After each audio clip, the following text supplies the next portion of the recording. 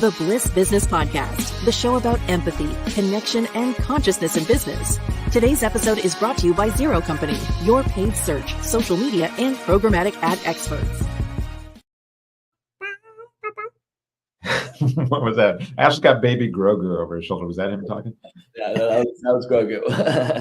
It was saying to me, y'all shall sing the song. Hello and welcome back to the show.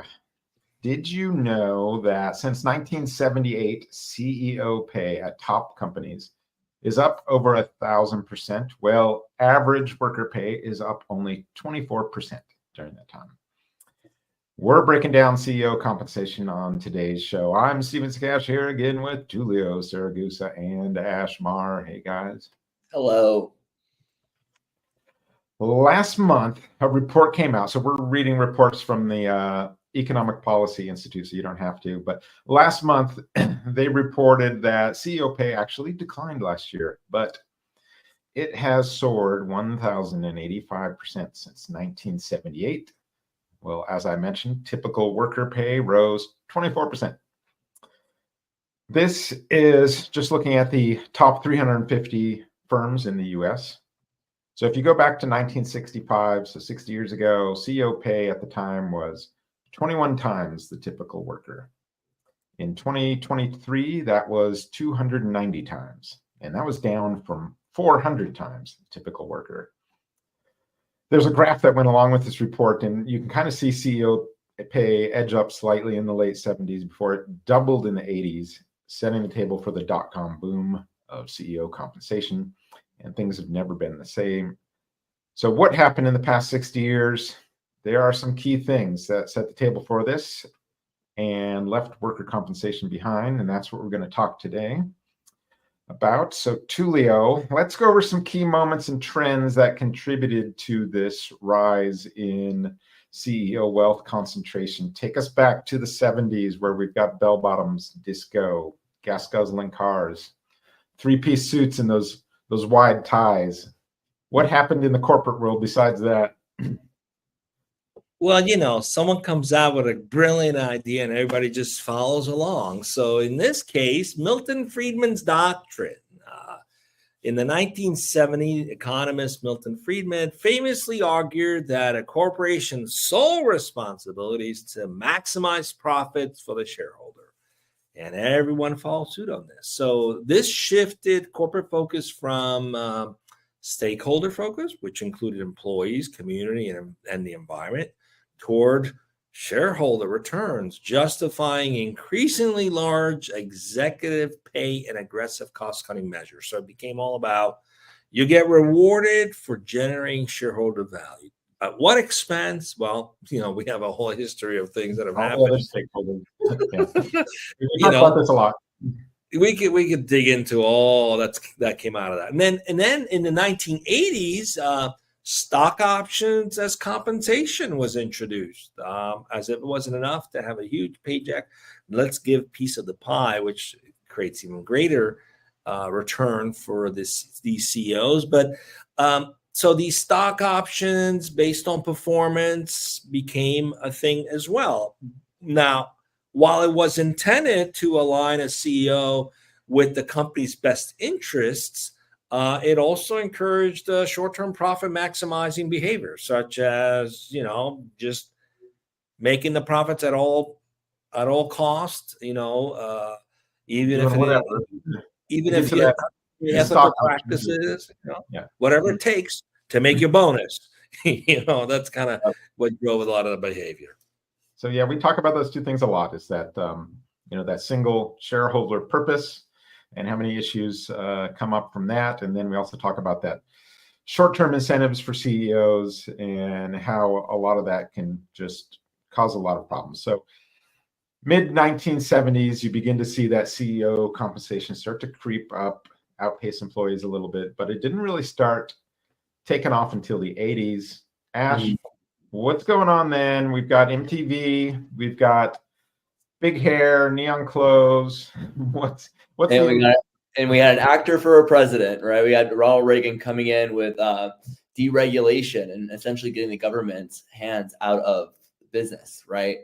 So with the leaders of championing deregulation and free market policies, this reduced government oversight on businesses. So when that oversight was reduced, what happened? Well, people leaned back on what they enjoyed the most, the bonuses, right? Maximize those profits, make that money, and get your bonus, right? So this created more room for corporate strategies focused on maximizing profits and justifying high executive pay. Because I own this company, I get to justify what I get paid now that the government is not involved.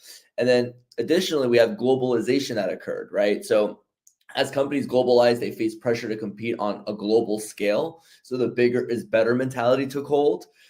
This fostered competitive pressures that emphasize maximizing profits and cutting costs, leading to larger CEO compensations as rewards for achieving such goals. So as you hit the global market, things are getting more competitive. You're outpacing the competition, maximizing those profits, cutting those costs, and here's your bonus, right? So element of both of those things were going on.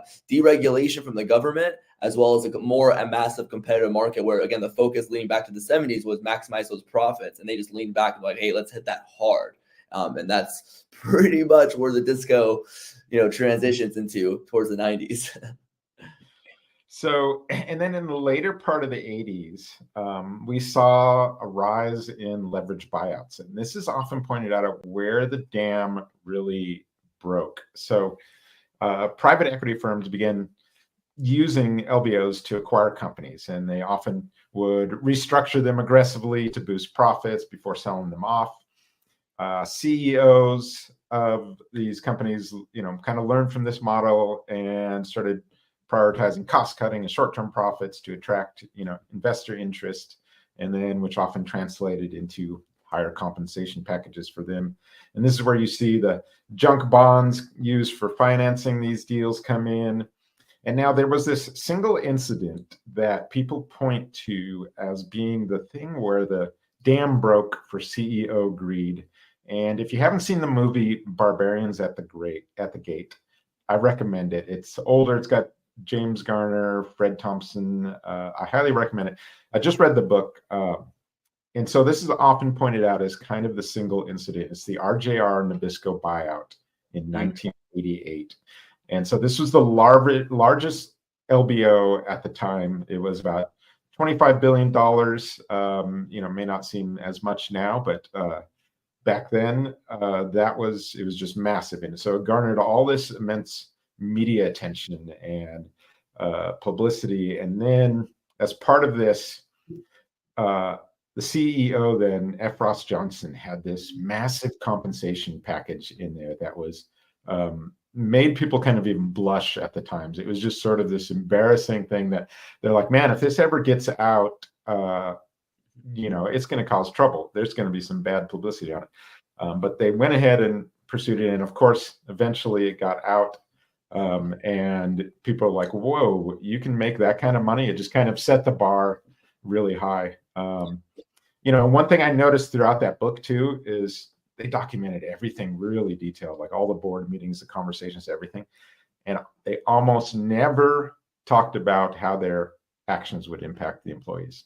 There's maybe a couple sentences in some of this talking about that sort of perspective on things. This was all just about that stock price, how we can get it higher and this whole battle. But again, great movie. Even if you aren't into the topic, it's worth the time. Very detailed book. So by the time, I don't know, it might be too detailed of a book. So that's what I'm saying, check out the movie. So by the time the 80s ended, that CEO compensation went from about 30 times the average employee to 60 times. So it kind of doubled. And this incident really showed that sky's the limit and you could go beyond all that. And let's head into the 90s. We've got grunge, we've got Nirvana, Pearl Jam, right? Tullio. What followed in the 90s and the 2000s with business, where leading up into this, where people said, oh, wow, you can make that kind of crazy money? Yes, the 90s and the 2000s, it was really about the dot-com boom and the tech explosion. Now, what's interesting is that up to now, all compensation was tied to real money, real revenue. And this kind of reveals a little bit of the whole model of the dot-com and the technology space, because, aggregated more money by doing a lot of acquisitions, and which became the thing, right? So, but if you were a startup, you didn't have that kind of clout. So to compensate some of these superstar CEOs to come in and go do these startups, they had to find a new model. So what happened during the dot-com boom is you had valuations of companies driving everything, right? I remember there was a commercial once on TV. It's like, we don't need your money. We have VCs throwing money at us. You know, it was like so arrogant. I'll never forget that commercial. But that was really the mindset, you know, like taking extreme risk, CEOs willing to take extreme risk on speculative growth. It wasn't even real revenue. It was like, can you get the valuation of the business to a point where it can be sold? So you're buying a business not on real revenue, but on the possibility that it could get to that revenue. So it's all speculative. And a lot of these CEOs created incredible results for this. So you had the tech CEO culture emerge from, you know, those who came from the big giants who brought in that mindset of growth, but, you know, didn't have the revenue, but still focused on evaluation. And that created tremendous wealth for a lot of individuals. And it got shared, some of that, with the rest of the employees through those stock options. So there was a good thing. The stock options was introduced. And there were some people, I mean, even some janitors who walked out as millionaires in some of these dot-com exits. So it was very much focused on whoever's willing to take the highest risk gets the highest financial reward. And it definitely influenced compensation structures across all the industry because everybody wanted to mimic that too. So interesting how this whole thing's evolving so far. So what's interesting, like you mentioned, that risk, you know, so there's this high risk mentality really that came into play there. And here you see salaries, they went through the roof, above 300 times the average employee, I think peaking at 384 times. So 6 times where it did in the 80s. So that's just a huge shift in a short term, you know, 10 years. One thing noticing in this 30-year span, nowhere in any of those models was any thought to improving people's lives or impact on people. It was all a money grab. How you play with the financial way of doing things to maximize profits and income for those who are investing. It was all shareholder value. And of course, the CEO that was mostly aligned with that, willing to do whatever it took to create that value, got compensated, like extraordinarily compensated for it. Mm-hmm. Nowhere in there is any discussion about adding any value to anyone other than this group of people. Yeah, other than if you're lucky enough to be, you know, one of the 10 in the door on one of these .coms that just took off. So, Ash, the recession in the later 2000s, it didn't exactly put the brakes on anything. And we talked about the risk mentality. And so what happened here? So now it's 08. To Tullio's point, people at the time did not consider the implications of their decisions of maximizing these profits. Now we're going back in time to earlier when people were selling these junk bonds and people were buying the junk bonds. And now that was entering the market. So now you would think there'd be implications. All of this selfishness, all of this greed is going to blow up in everyone's face and it's going to hurt a lot of people. Is it going to hurt the CEOs? Well, let's see what happened in 08. In 2008, the financial crisis illustrated how too big to fail institutions could take excessive risks over the course of decades, in this case, with minimal consequences when it all finally blew up in their faces, as governments often bailed them out. This reinforced the notion that CEOs could be highly rewarded for high-risk strategies without significant personal or professional repercussions. Now, this is where it gets worse. There was stock buyback surges. So in the wake of the financial crisis, companies increasingly used stock buybacks to boost their own stock prices, thus directly benefiting executives whose compensation was tied to share price performance, often at the expense of reinvesting in the company or workforce. So instead of making the company better, there was a ton of films about this as well. I forget which one of them was, but essentially they end up cutting the entire workforce, bought back their stocks, kept their stock inflated, and they got to live another day because the government came and rescued them. But it's crazy. You would think that after all the decisions, who gets hurt? All the people. The people get hurt, and at the end, they're able to get out. Yeah, so They're CEO playing compensation, Monopoly. They're playing CEO Monopoly. compensation is shooting. It's shooting up. It's shooting up higher and higher. And then even when they're failing, it's like, we'll bail you out. You guys can't fail. But meanwhile, we got to cut some costs somewhere. And so, things are pretty good at the top. People were struggling during the recession, and wages just not going anywhere for the average employee, right? Terrible. You can equate the whole thing to Monopoly game. You're just playing with Monopoly money, and then when you get a get out of jail free card, which was all the bailouts, and then if it didn't work out, you just put a new board and then start over because it's not real money; it's Monopoly money. Yeah, it's just so disconnected from real people and real problems. So Tullio, after this, what was really kind of the next? It's really interesting how this continues to have been built on this idea that started in the 70s with Milton Friedman's doctrine, right? It is a continuation of that doctrine. It's like, how do we keep topping it? Okay, so now you got the rise of unicorns in the past 20 years or 15 years, really, from 2010 onward. So you got venture capital influence, where in the 2010s and above, you saw an explosion of unicorn startups, many driven by venture capitalists with massive valuations and expectations for quick, lucrative returns. Not returns on real money, returns on valuation. So this created a culture of rapid growth, often justifying high compensation packages for executives that were willing to and could promise to deliver disruption. And then, of course, the Silicon Valley ethos, which was like moving fast and breaking things, that became the culture, and cultivating startups like Facebook encouraged rewarding structure where executives received large payouts for creating shareholder value, even when practices or impacts were controversial. So that, so everybody's chasing the unicorn, becoming a unicorn. So you get I went through one myself. We had a $1.5 billion exit. We didn't have $1 billion in revenue. We had $300 million in revenue. So you could just imagine the major, that was a big success story, but still 1.5 billion unicorn status for 300 million. So you're not getting compensated on real revenue. You're getting compensated on some wild valuation that the venture capitalists all agreed to work with. Crazy. There was a film that came out, I think it was maybe 3 or 4 years ago on Netflix. And it was during a time when this was all happening.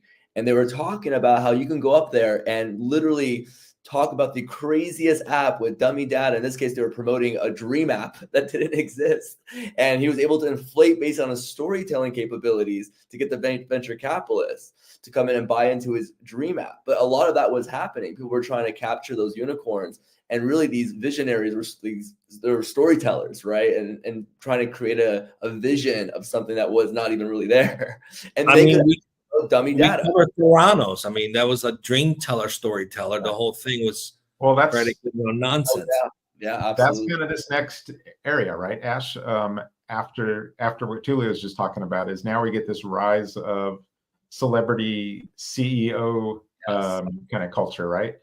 100%. So this cultural shift occurs where now the CEO is the celebrity. We're talking about the Mark Zuckerberg, the Jeff Bezos of the world, Elon Musk. So over time, popular culture began to glorify CEOs as geniuses or visionaries, contributing to celebrity-like status for business leaders. This trend has only grown with figures like Elon Musk, Bezos. We talked about who's the other one? Mark Zuckerberg.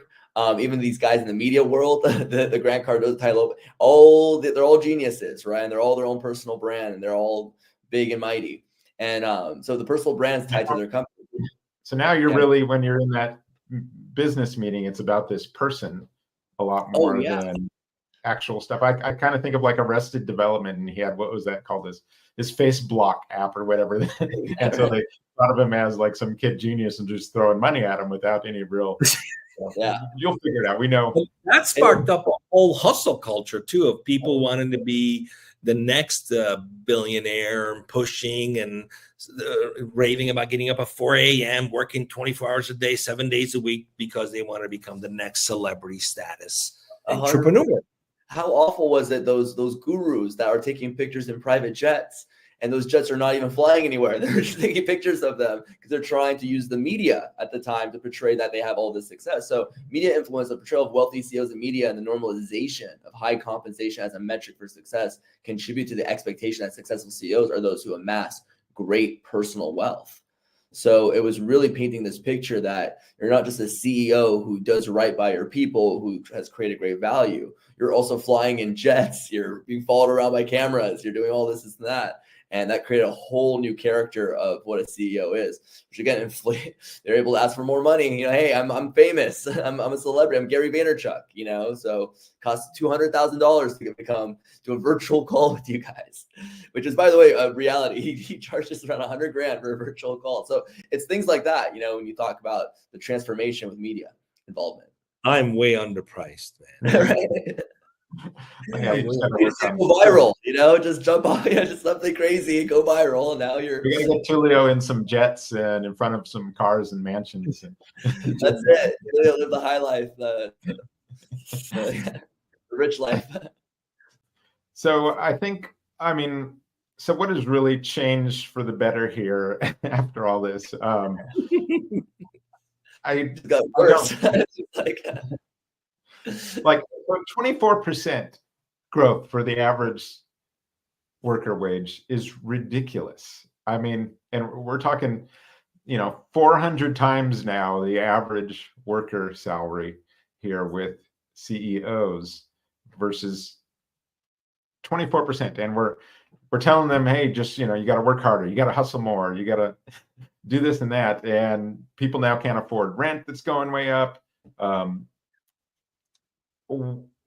Has anything here changed for the better as far as business with this compensation gap? I mean, if you're at the top, it's great, right? But it hasn't. I mean, think about it. They're pushing for these massive salaries, which is supported by increase in pricing for products and goods and service.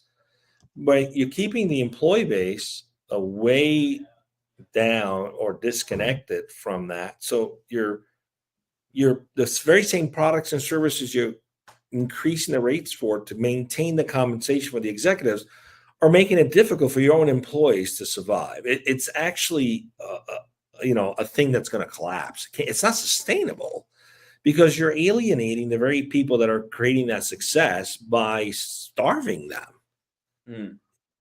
So it's not a sustainable model. It isn't. And that's why we keep having these roller coaster ups and downs and massive inflation issues, because it's being pushed by this artificial thing that only a few benefit from. And the rest are just like, I'm making this happen. Yeah. It's costing me more to survive, but I'm the one making this happen. Why am I not getting compensated fairly so that I can also participate in the success of this thing? Because these people didn't do it on their own. They had employees that made them successful. So it's just I guess it really just comes down to not meeting the needs of people, and ultimately it's going to backfire. It's already backfired for a lot of companies. And to piggyback off of what Tullio just said, I think there's an evolution occurring with employees expecting more out of their employers and having options, right? So employers that have upped their consciousness levels and are now really focusing on the betterment of the value that they're driving for their clients and what they're selling to consumers and customers, and then how they're taking care of their employees. Those are attracting some of the better talent. And I think ultimately people have seen that a lot of the media is really based on a lot of untruthfulness. I think there's a lot of people questioning media, what they see on social media, for example. I think the day of the CEO taking the private jet and showing off, I think that's dead. I think that was cool maybe 5-10 years ago. Not 5-10, sorry, 3 to 4 years ago, man. Time's like complete. But 3 or 4 years ago, that was something that was really big, right? So that's died off, I feel, right? I think people are like more like, hey, we want real. We want to be connected with people who have a Northern Star, have actual values. And I think that we're seeing that evolution occur slowly. So a lot of these big CEO compensation packages, if they're able to create value for customers and clients, and they're able to create great value for their employees, I think that CEO is always going to be compensated more, but I think it will balance itself out over time. But just think about the cultural norm that needed to be created to sustain this. Many of us were sold on this idea of You buy a house, over leverage yourself, buy a nice car, buy a nice house, be in debt, push yourself, right? That was the norm, right? So, and you just did it because you want to take care of your family. Yeah. The newer generation was like, no, we're going to live in co-ops and share home and keep our costs down and not put ourselves in a place where we're having to act like slaves, to make a few people really rich. I mean, because that's really almost what's kind of happened, right? So I give a lot of credit to the newer generation, just like, yeah, we're not playing that game. We're not getting sucked into that. We're not going to be suckered into that, because technically most of us from that generation totally got suckered into that, right? We got sold this idea and this dream that we could be that guy or that gal, and it's fleeting. So the risk should have rewards, but it should be shared with those who participated in those risks and made those risks turn into successful outcomes. Yeah. And not having that in place is a lack of grace and a lack of appreciation for the effort that the people did to make that possible. And I think for a long time, that they got away with that because we kept being sold the dream and chase the dream. But the new generation is like, show me the money now. I don't want the dream. Give me something real. Yeah, and what we've seen with those, we've talked about this a lot, is those conscious capitalist type companies that actually do, like you're talking about, can you share the wealth, where their employees end up being the highest paid and they end up being the most profitable among their peers as well. I mean, so they don't just have to, you don't have to just squeeze, employees to be the most profitable. No, they're showing time and time again that you can be, in my industry, I'm going to pay the most, but I'm also going to be making the most as well because of some of these conscious capitalism types of ideals that they hold and they bring to their business, where it's not just, about our company, it's about the environment, it's about our customers, it's about our employees, and then we're all kind of sharing in this, and people appreciate that.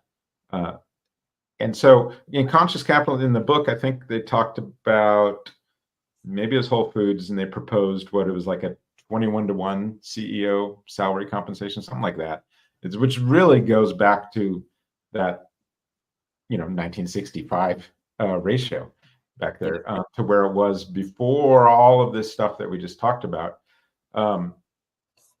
which, it was pretty good back then. And if everyone's salaries rose equally, the 21-to-1, the one should be making a lot more than 24% than it's making right now since 1978, which is a little ridiculous. I think, when I think about like models of business, the one that kind of comes to my mind that's interesting to me is the NBA and how their collective bargaining agreement works. It's where, like, the players make 50% of whatever the gross revenue is. The players are going to make 50% of that, and that's going to be the salary. And the ownership side gets the other 50%.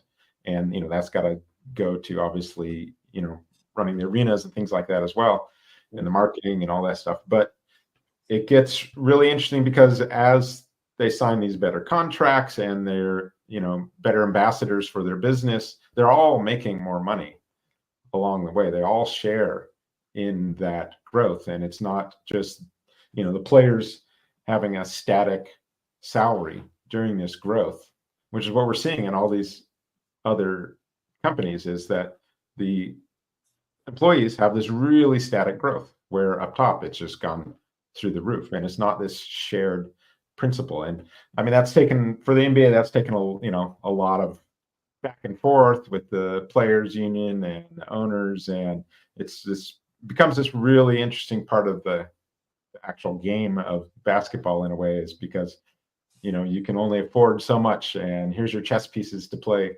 in this market. But throughout that time, this is why you see all these salaries going way up. So the NBA, this is just one solution out there, right, of just trying to figure out how we can make this work for all stakeholders in the situation. Tullio, people are trying to figure this out, and obviously, because it just doesn't feel healthy, what are some of the creative ways that we're working toward looking at compensation? This has been a very heavily discussed topic amongst my radicalpurpose.org co-founders. Most of us came from self-management environment, but one of the things we realized that even within that space, you still have some ownership challenges, and a few owners can make a decision that impacts the entire group. So we started thinking about this idea of co-owned instead of just co-managed or self-managed, but co-owned or co-ownership, which is a model where it's kind of like a cooperative, but a partnership where based on your individual contribution, the recognition could be different at different times. So it's based on a system of contribution to the overall gets compensated fairly. So it could be a team that's really killing it one quarter and they pull through, and you've got to recognize that with more compensation. It could be the CEO who had a breakthrough idea, and that could be compensated with more money.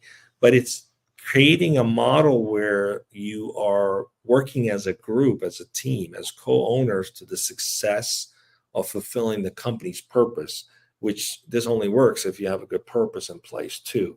Mm-hmm. So there are models we're experimenting with, but the entrenched approach right now is so deeply ingrained that thinking outside of that is very difficult, very challenging, because you don't want it to end up looking like some socialist thing either. That's not the solution.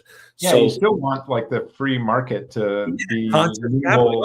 If they contribute, they should get paid, right? But you kind of create it where it's an opportunity for everyone to make that kind of contribution and recognition. And that's not an easy thing to do. I don't have the full answer to it, but we're definitely exploring some possibility with these ideas of RADs, which is a new way of dealing with stock where it's based on contribution and commitment. And if you want to take a break, you can do that for 6 months to a year, and you're still participating, getting compensation, and then come back in.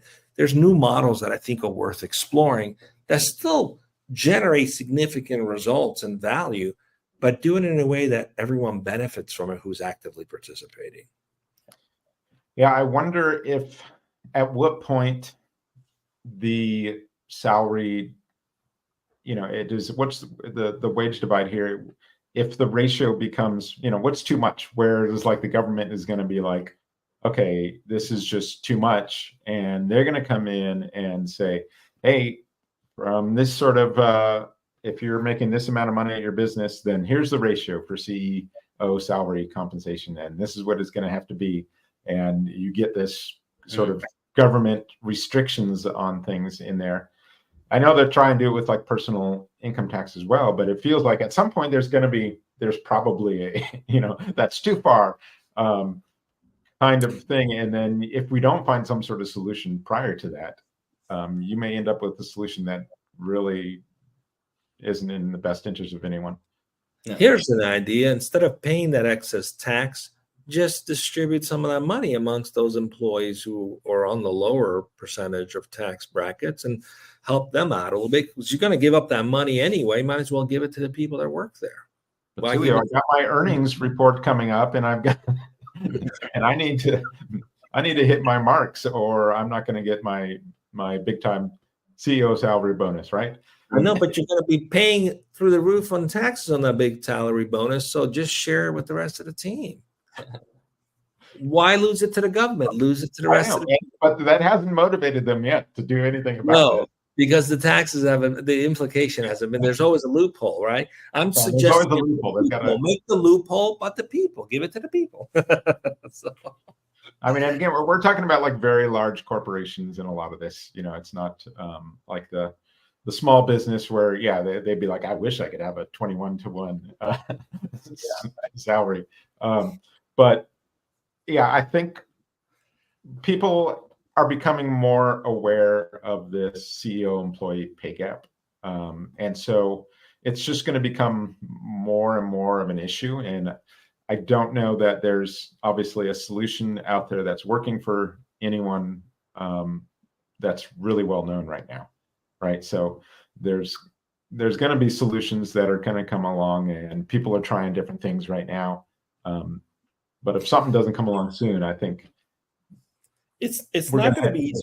It's not going to be easy because if you think about it, within this model, it also destroyed a lot of entrepreneurs and small businesses. It took them out, right? With this big conglomerate model, it took them out. So now if you compensate employees well enough, well, they could potentially use some of the money they're making to reinvest into creating another business, which then creates more competition, which is not good because they just took most of those out. So the system is set up to keep people down because in order for these big businesses to have succeeded, they've had to do a lot of consolidation. And through that process, small businesses disappeared. And so how do you, that disparity, it's intentional and it's nefarious. But people are beginning to see that. And it's like, I'm not gonna sign up. I'm not signing up for that. I won't work for you. I'll just be a contractor. And more need to do that. That's the only way it's going to shift is people will say, no, I will not take this job unless you compensate me properly. Or I'll just go work for myself. And if you want my services, I'll contract them to you. But that has to be a massive collective consciousness shift, which I think could happen with the newer generation. I think it's happening, especially in that area with purpose and meaning. Give me a more purpose and meaning. Because I know early in my career, as journalists coming out of college, we were paid less than teachers, right? It was like the lowest on the pay scale. So you're not doing that for to get rich. You're doing it because you felt this higher purpose involved in that. And so people will make some sacrifices in that regard if it's a higher purpose that they believe in. And so if you aren't providing like meaning into your work, you're treating your employees just as cogs in a machine, they're going to go somewhere else. And those who are like these conscious capitalist firms that we talked about, they're going to get the best people and they're going to pay well for it. And it's going to be a big differentiator for them. Hopefully, we gave at least some background on how we got here with the CEO compensation. I don't know if people really, paid attention to the steps along the way, but where things go from here is really hard to predict. But we do know that's our show for today. So if you haven't yet, tune in for our live discussions with guests on Thursdays. I've been wanting to take a lot of notes on these lately, so they've been really good. And man, some of the answers to my last questions have been superb. So until then, have a great rest of your day, and we will see you on the next Bliss Business Podcast.